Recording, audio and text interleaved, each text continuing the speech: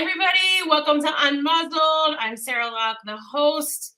Real quickly, let's get to the...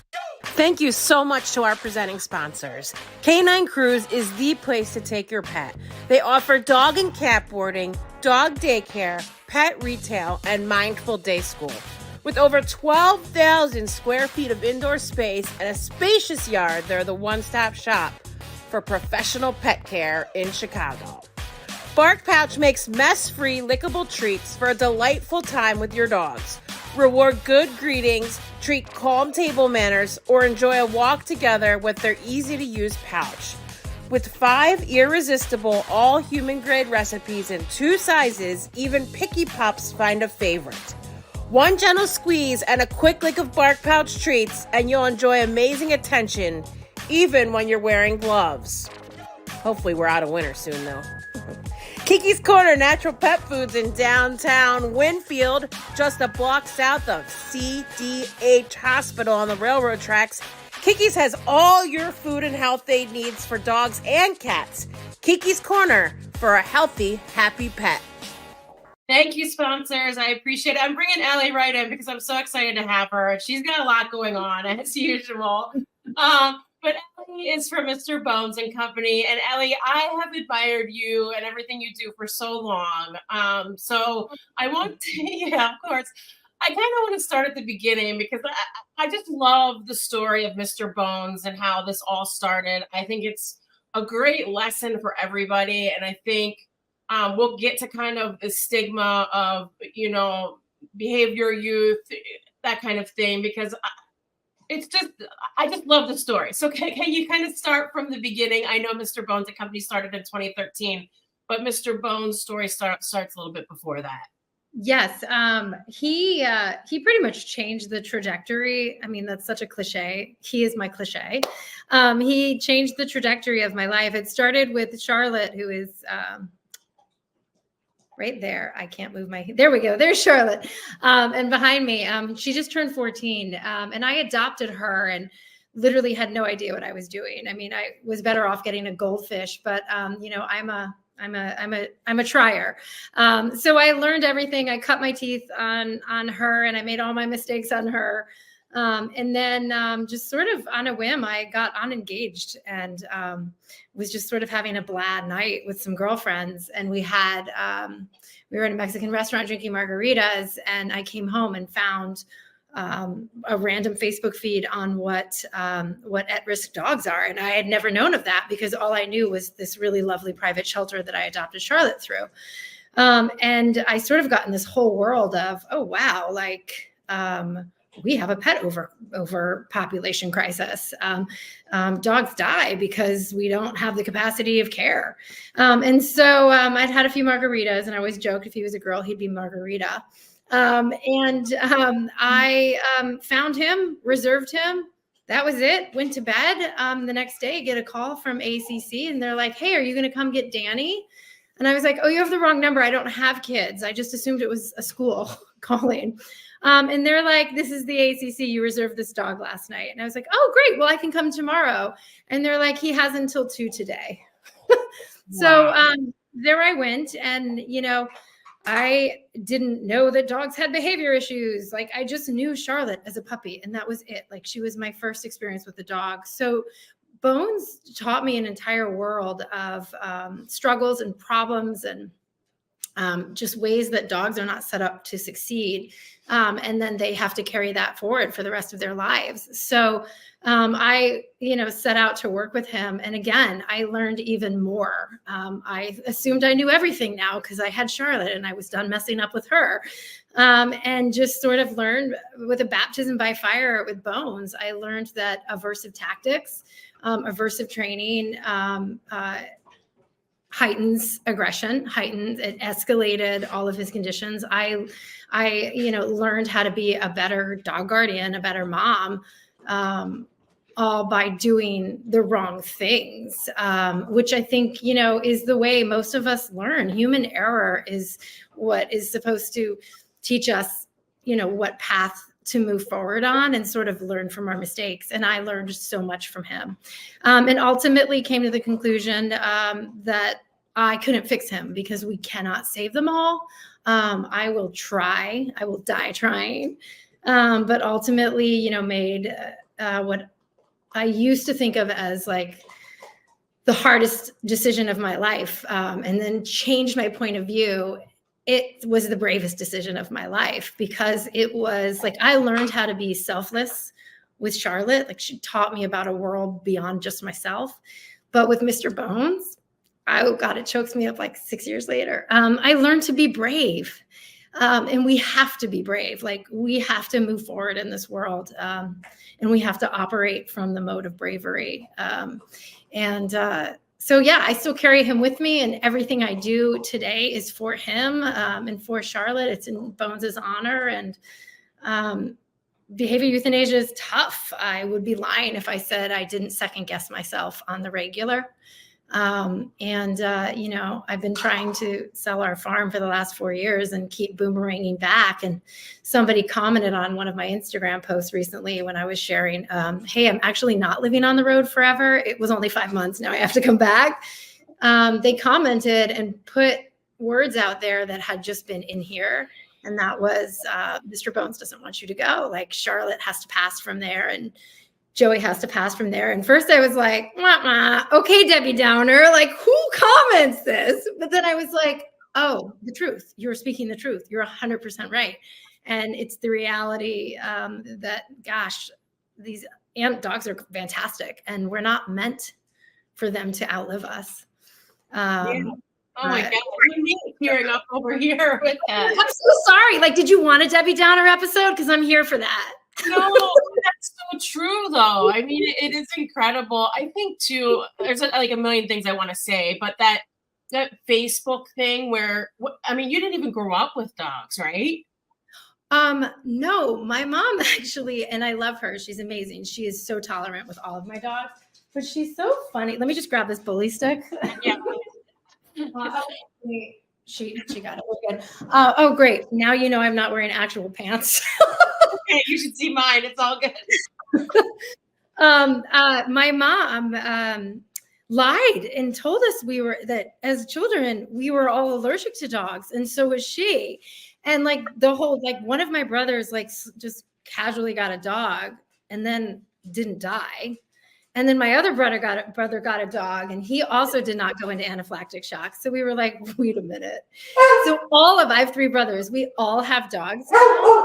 We all have dogs now. And my mom is so amazing. I'm the only one that doesn't, you know, have a human family. So when I come home to visit, all my brothers live back home. I have to stay with them. And to think that my mother welcomes 225 pounds worth of dog into her home multiple times a year is amazing and wonderful. So yeah, it was all new to me. I mean, I had goldfish. That was it. Yeah, which I mean, and I think too, I'm remembering that time too when I first saw like shelter animals on Facebook, and something does click. That's how I started in rescue and volunteering at animal control, and something, especially if you're a few margaritas deep, something does hit you like, I need to do something. Like I need to be part of the solution. So I think it's just so awesome how you've taken it to such another level. So I know you started funding, you know, other rescues and helping them, and then you decided, okay, I'm going to do this now. So take us kind of where you are today. And I know you take a lot of really difficult cases. You just took 8 dogs. You take a lot of dog fighting, ring dogs, like really, really tough cases. You're also in New York. I know you're in upstate New York. You're in the city now, I think, right? Yeah. So you are really involved and immersed in the New York City rescue culture. So tell us kind of where you are now and how much you've grown. It's amazing, really. Yeah, I mean, it is, again, it was a baptism by fire. I wanted to focus on dogs facing extraordinary challenges, especially as I watched Mr. Bones unpack himself. And then even more so once I couldn't fix that. So I was like, I'm going to take what I can fix. And I sort of just let broken dogs drive me because that's my jam. But they're not like proverbial, like what people think of as broken, and they're absolutely not broken. They are just, they present us with opportunities for humans to grow. That's how I see what people call a broken dog. And whether it's medical or behavior is a big thing. I think a lot of people forget that behavior is grossly affected by pain. So in order to understand behavior, oftentimes you have to eliminate, okay, is it pain? Is it orthopedic? Is it dental? And like 80% of all behavior cases that are related to pain, which are more than half, involve orthopedic. The other part is GI, simple GI issues. So I learned over the years how intricate you have to be. Like, we don't want to place a dog that hasn't had a dental or that hasn't had extensive blood work. Like, we want to understand everything. We work with multiple veterinary behaviorists. I think that if you're not spending the majority of your money on training and veterinary care, you're probably doing the dogs a disservice. I mean, I don't know, maybe I'm going to get a lot of crap for that quote, but I think it's so important because you want the most positive outcome for the dog. You want to place the right dog in the right home, but you also want to be really upfront with the adopters and the fosters. And if you're not doing all of the due diligence on this dog's mental health and physical health, then you can't be upfront. And we have had mistakes. Like, we have placed dogs. It happens, even with us. And I think we're really meticulous. We've placed dogs and then been like, oh, wow, I did not know your behavior, like, we didn't know your behavior was going to escalate like that. Or once we placed a dog that we had no idea had cancer, and it was heartbreaking that, those human errors and those things get by us. But because of that, I really do try to keep our program small. We don't have more than 15 dogs at a time. I won't do a hoard and board situation. We really try to stay within our means. And that's been challenging too, because the need is so big. And I mean, I'm in it. I can see how hoarders hoard, and it's heartbreaking and sad. And you just sort of have to desensitize and look with blinders. I think I'm rambling. Did I answer your question? No, I couldn't agree more about like the health and the training. Like, there are a lot of rescues, including around here, that I won't work with because it's more about, and I love how you say it, it's a quality above quantity. All they do is crank, puppy, adopt, puppy, drive up, get the puppy. The puppy has not even been evaluated. I mean, I know I get it's a puppy, but like, right off transport, right to an adoption event, or they're so obsessed with like the number of dogs they rescued last year. I don't count. I can't tell you the number of dogs. I never counted. I can't. Yeah. I like estimate at the end of the year when we have to fill things out for registrations or grants. But like, people get so caught up in that number. Do you want to talk too? I was talking recently on a podcast just about open admission shelter, what it's like, because a lot of people that have not been there have not experienced it.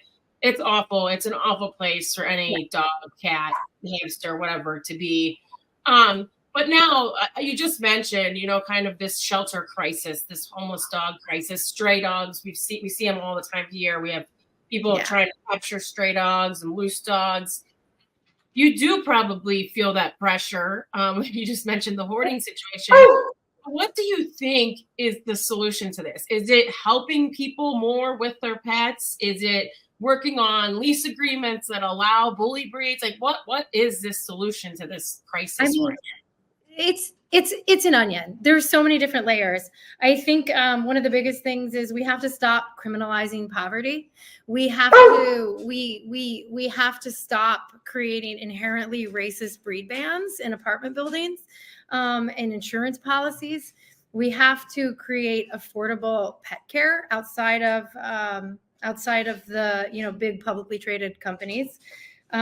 We have to. It's spay and neuter. It's promoting that education. It's doing the outreach.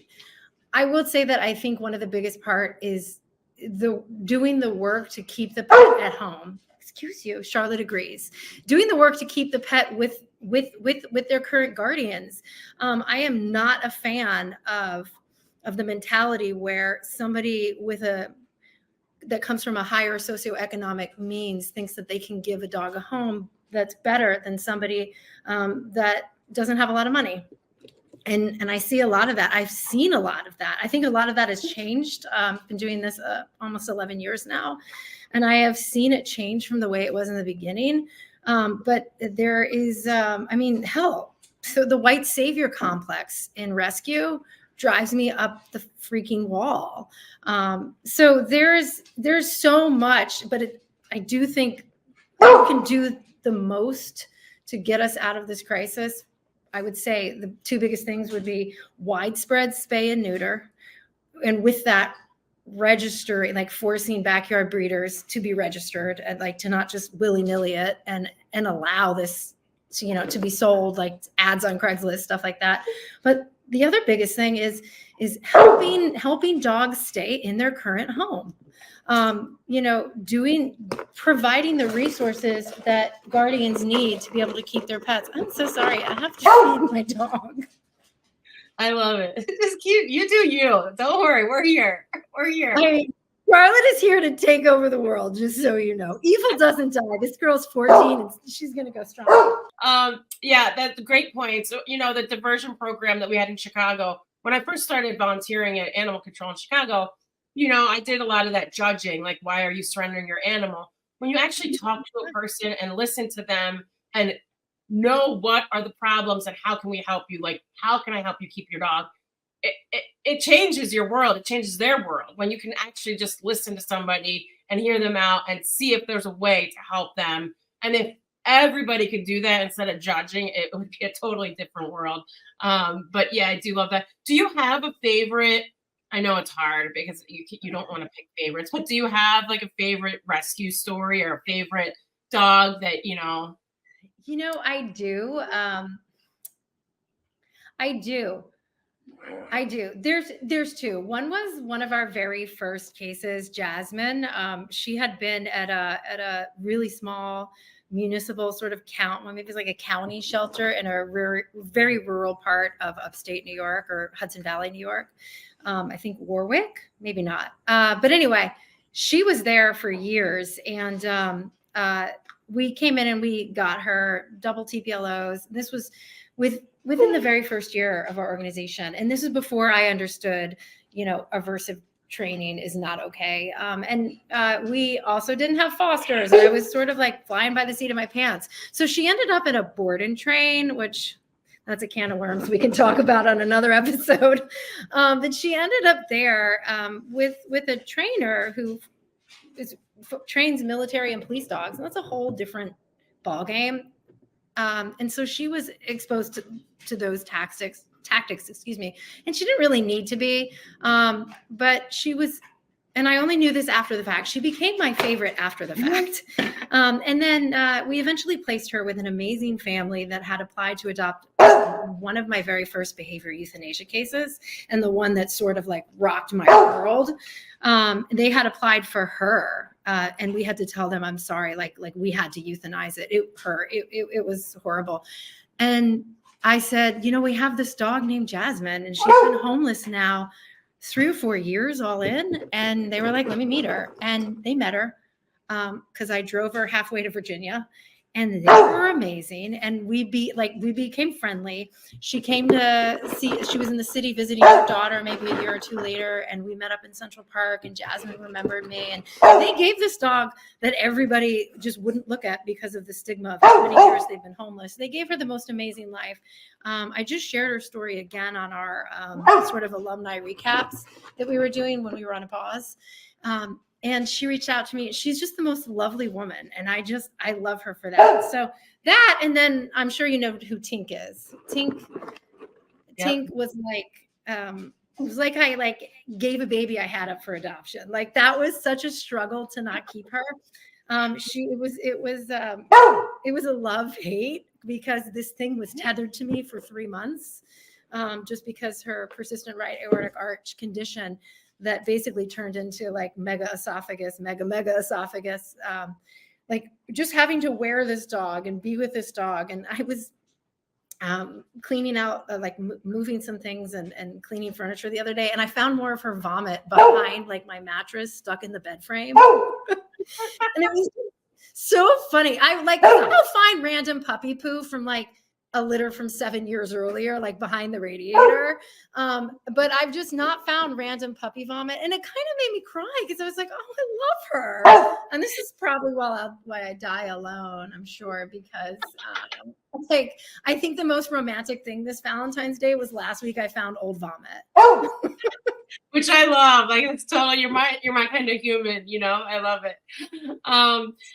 Anything like biggest lesson, maybe? I mean, it's pretty remarkable how you went from growing up with no dogs to seeing something on Facebook and then growing this into like an amazing rescue organization. So is there like, you know, a biggest lesson you've learned or advice for somebody maybe that wants to do it?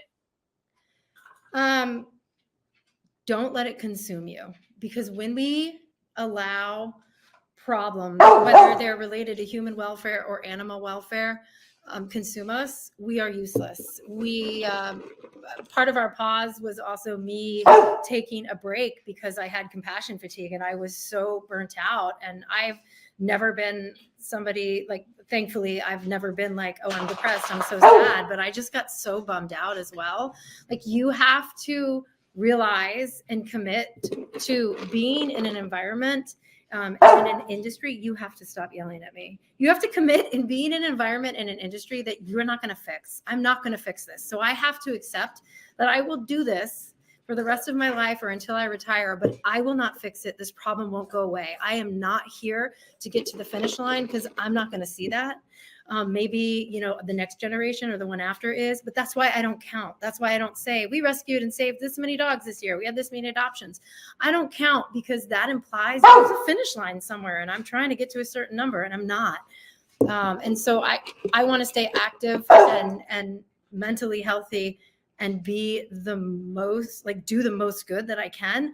I have to manage expectations, and that expectation is that I am not the savior of the animal welfare, the pet overpopulation crisis. I am just one of, you know, hundreds of thousands of people who give a damn, and I'm just here to be part of the solution, but I am not here to fix it because I won't.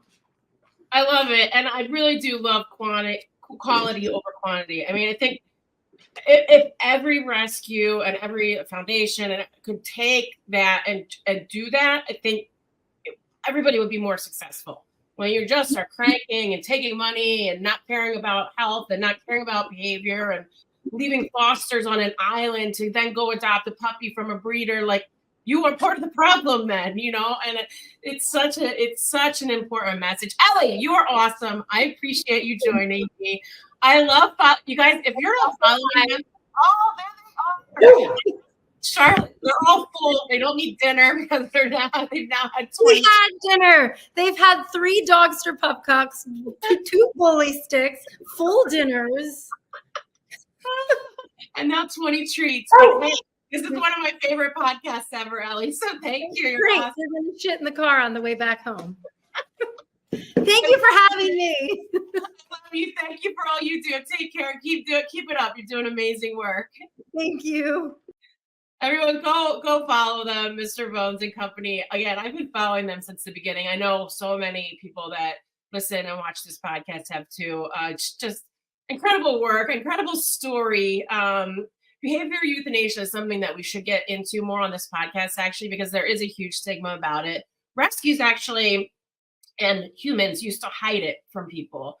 And I think one thing that Elli did is she told the story. She let people know what happened. And to do that, to have the guts to do that and to say, hey, it didn't work out. The dog was reactive. The dog had things going on that were beyond my control. And when you don't take care of that, and then the dog really does hurt somebody, a kid, a human, another dog, a cat, and you know, I've heard all of these nightmare stories, it's going to be more of a problem then. So I would love actually to talk to some behavior professionals eventually about that. If anybody wants to hear from somebody, let me know. But let's give a little shout out to our supporting sponsors. Thank you, Elli. You're awesome.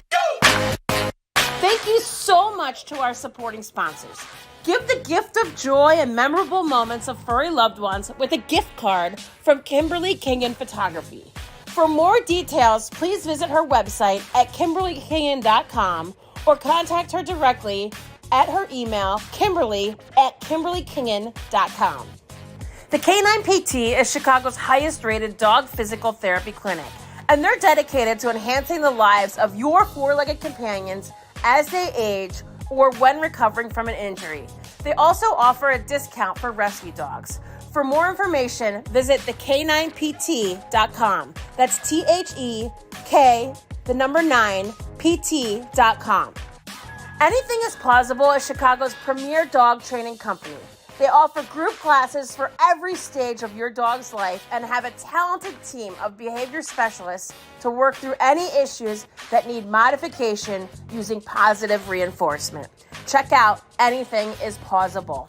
Liz Starks at Guaranteed Rate. Check with Liz for the absolute best mortgage options. She helps when others can't and even calls it rescue loans. Buyers, sellers, investors, give Liz a call. She can lend in all 50 states. NMLS number 224526. Thank you so much, everybody, for watching, for listening. I really appreciate it. I'll see you guys next week. Bye.